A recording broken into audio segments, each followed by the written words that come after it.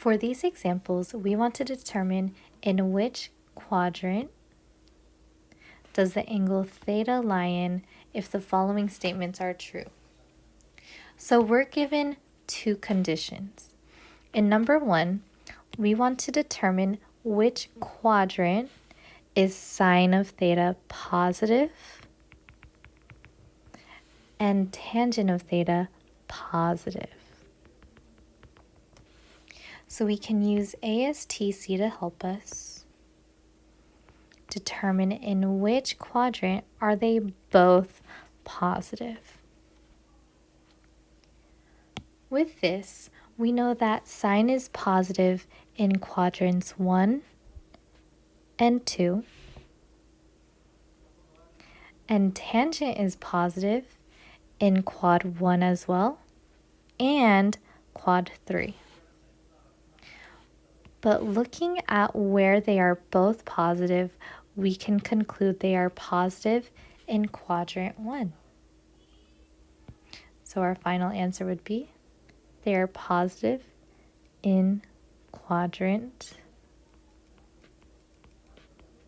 1.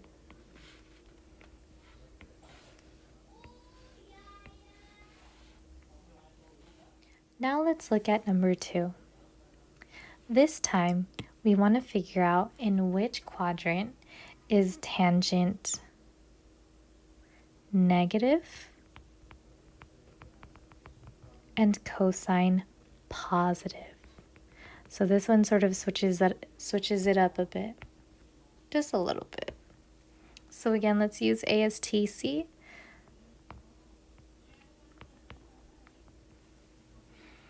All right, now we first want to remember where is tangent negative.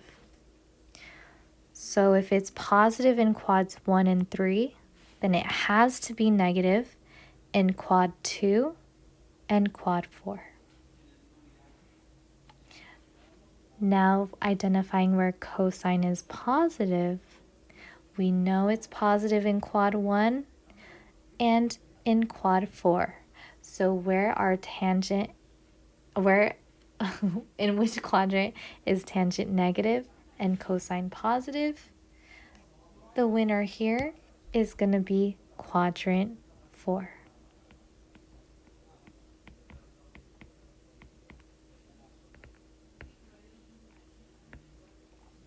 So for example 3,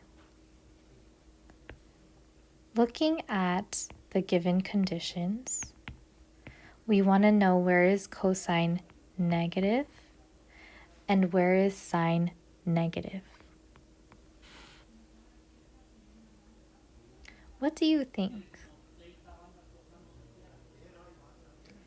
We can see that if we consider where cosine is negative, that will be everywhere except quads 1 and 2 or quads 1 and 4. So this means cosine is negative in quad 2 and quad 3. And now looking at where sine is negative, this occurs in quads 3 and quad 4. So in which quadrant is cosine negative and sine negative? It's going to be quadrant 3.